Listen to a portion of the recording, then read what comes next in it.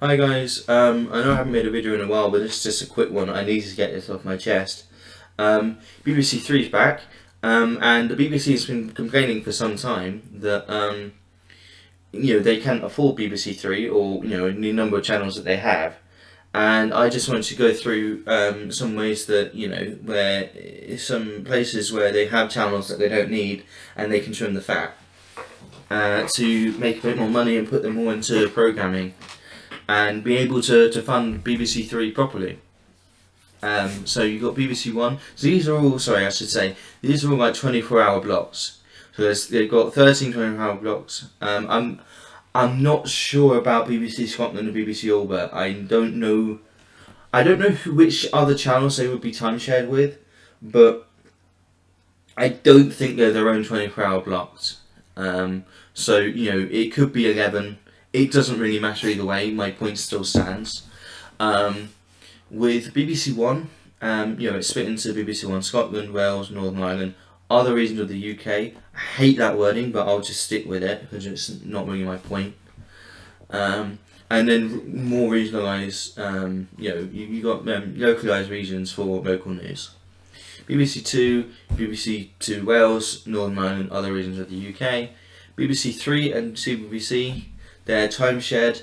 So CBBC finishes at 7 p.m. Then BBC Three starts. Then at 5:30 BBC Three ends and CBBC sort of semi starts. Then the channel technically starts, but the programming doesn't. Then we all know this. We all know this stuff.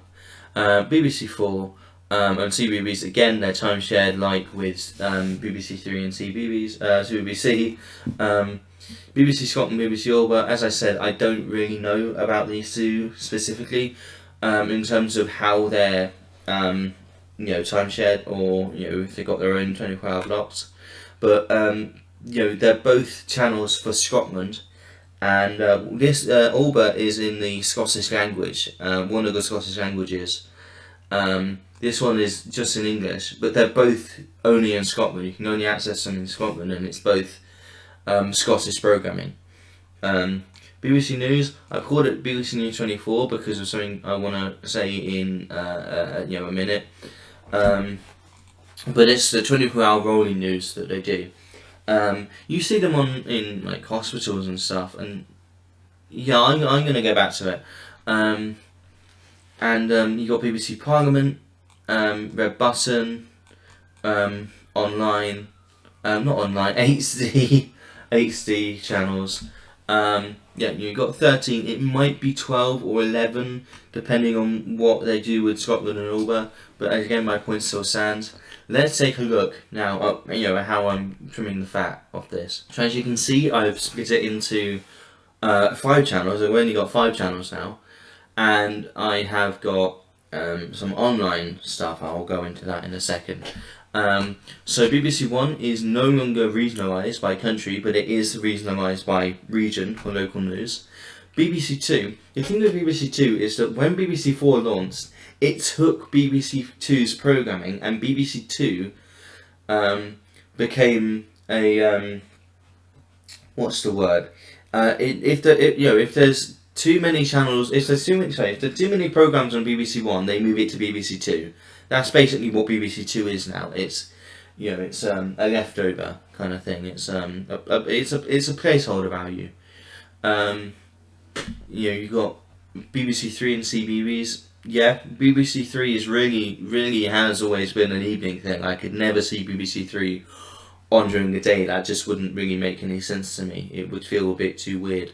And CBeebies is always going to finish at 7. So BBC Four will be the one split into the regions. So this will be the first time that England actually gets its own regionalised channel, because as I said before, it's always come under other regions of the UK. So this would really be breaking new ground to have it, for England to get its own unique programming for the very first time.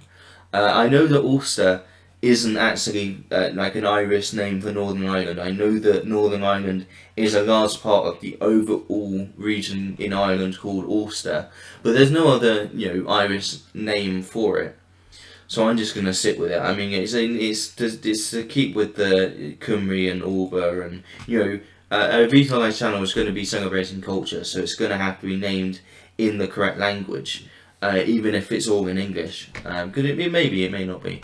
And we could even return to some BBC Choice programming on BBC Four, because BBC Choice, I mean, it evolved into BBC Three, but there were plans for BBC Choice that they didn't actually, they weren't actually able to go and complete, because they had to rush the launch of it.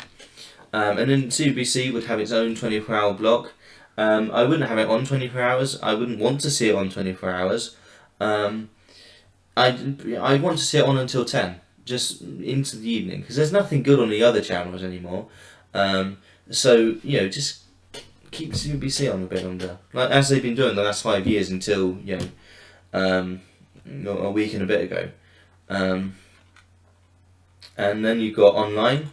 This would be where the 24-hour rolling news is. Because the thing with the news is that you've got other channels like Sky News, which is also like rolling news, and it's on every single like TV service. So I have Freeview, it's on Freeview, and I also know that it's on Freesat, and then everything other than those two are pay in some way. You're paying every month, and you get all the channels. So, it is on every service. So there's no reason to have it on the TV. There's no reason for the BBC to pay for a specific channel for rolling news. Just get people to watch Sky News instead, and get people to watch it on iPlayer. Parliament. I was actually quite into BBC Parliament for a couple of weeks a few years ago. And it became...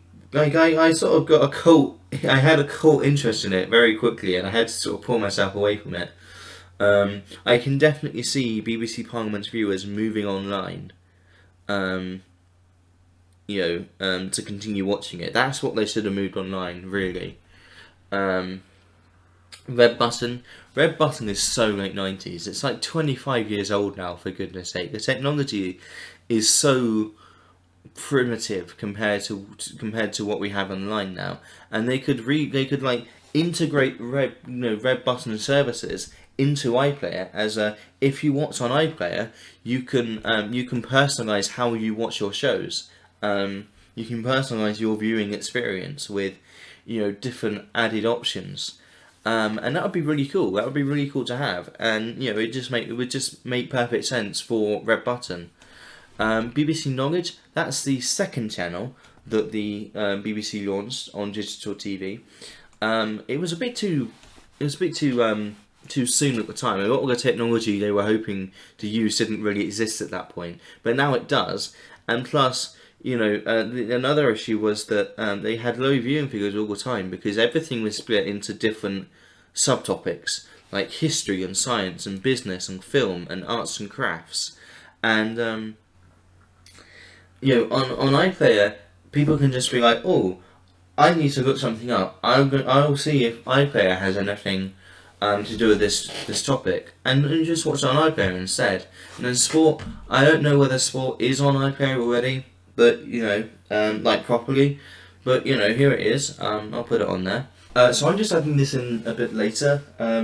I forgot to talk about the HD channels. I feel a bit stupid for that. The thing is with the HD channels is that the government can very easily make the decision to get rid of HD channels completely, and just make every channel HD. So it doesn't mean that every show that goes on those channels have to be HD, and the owners of the channels don't even need to operate in HD. Like it just means that the channels work for both.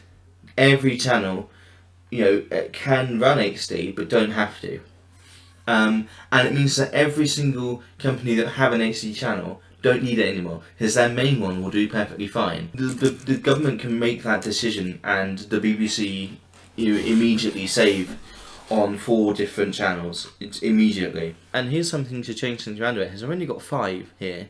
I could do a few more. So I could have BBC Two staying as it is, but then having then having this as BBC Choice, this as BBC 4. Oh, I spelled that completely wrong. BBC 4, and then BBC News. No, this isn't.